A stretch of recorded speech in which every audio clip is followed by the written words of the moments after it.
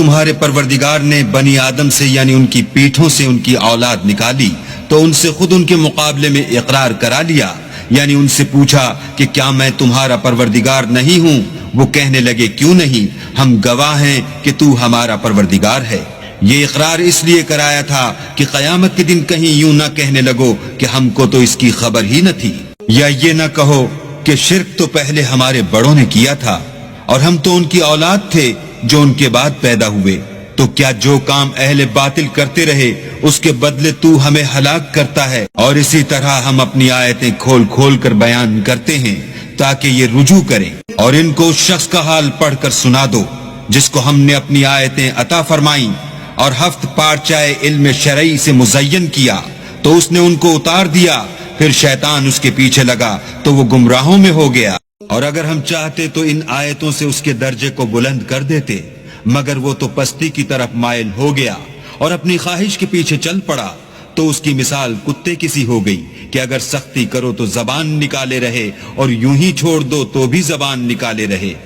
یہی مثال ان لوگوں کی ہے جنہوں نے ہماری آیتوں کو جھٹلایا، تو ان سے یہ قصہ بیان کر دو تاکہ وہ فکر کریں۔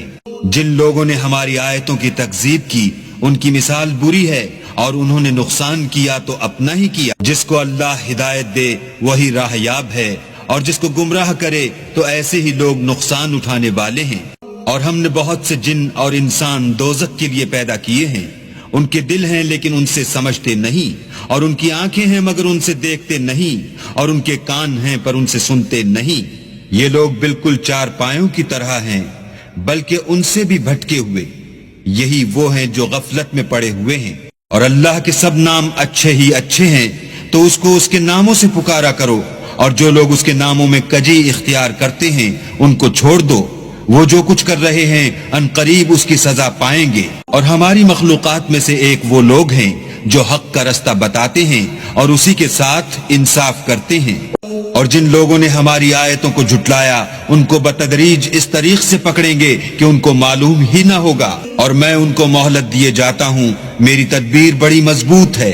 کیا انہوں نے غور نہیں کیا کہ ان کے رفیق محمد صلی اللہ علیہ وآلہ وسلم کو کسی طرح کا بھی جنون نہیں ہے؟